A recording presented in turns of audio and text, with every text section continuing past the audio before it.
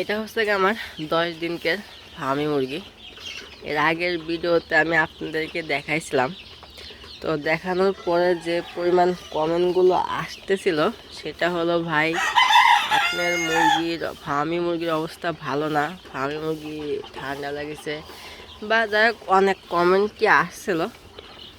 তো তখনকে যে ভিডিওটা আমি আপনাদেরকে দিছিলাম, আমার ফার্মি মোট হচ্ছে গিয়ে 100 পিস। তখন 100 পিস মুরগি এই একটা যে কি বলে খাঁচা, এই খাঁচার ভিতরেই রাখছিলাম, আনার সাথে সাথে এইখানে রাখছিলাম, রাখার পরেই ভিডিও করছিলাম।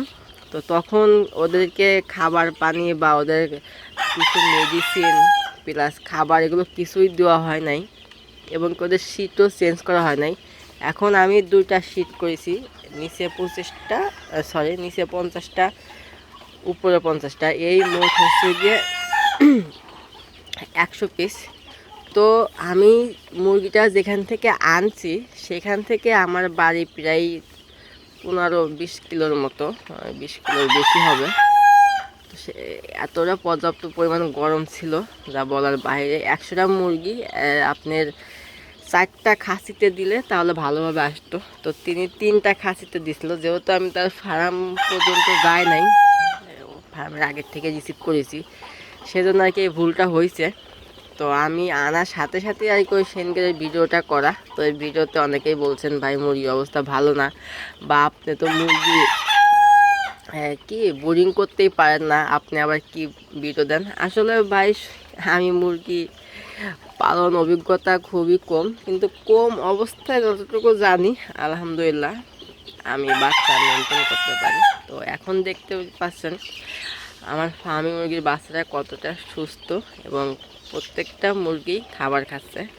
খাবার নিচের মুরগিগুলো প্লাস উপরের মুরগিগুলো সবই আলহামদুলিল্লাহ ফুল সুস্থ। ওদের আনার সাথে সাথে আমি ওদের যে মেডিসিনগুলো দিয়েছি সেটা হলো লাইসোবিট, লেবু, এগুলো খাওয়াই দিয়েছি। ওদের ঠান্ডার যে ডোজটা আমি করি সেটা হচ্ছে আপনার সেফা 1 নামে, সেটাও দিয়ে দিয়েছি আলহামদুলিল্লাহ।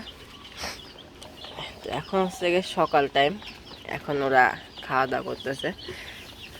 আর ব্রিডিং যে ব্যবস্থা সেটা হলো নিজের উপরে। আমি যতটুকু জানি যে আপনার ওষুধ মেডিসিন প্রয়োগ করার আগে আপনার ফার্ম ব্যবস্থা বা ব্রিডিং ব্যবস্থা এটা যদি ঠিকঠাক থাকে, মেনটেন করা যায়, তাহলে আলহামদুলিল্লাহ ওষুধও কম লাগবে, আপনার পরিশ্রমও কম লাগবে, বাচ্চাও মারা কম যাবে।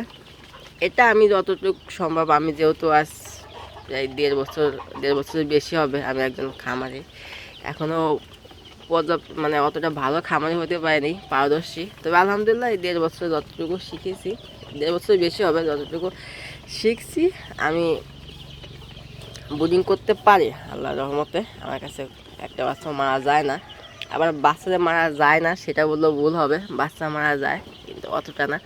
আমি আজ 3 দিন বাচ্চা আনছি 100 পিস, আলহামদুলিল্লাহ একটাও মারা যায় নাই। আজকে 10 দিন ওদের বয়স। তো সবাই সুস্থ আছে, দেখতেই পাচ্ছেন দৌড়াদৌড়ি করতেছে কত সুন্দর। তো এটাই ছিল আমার আজকের ভিডিও।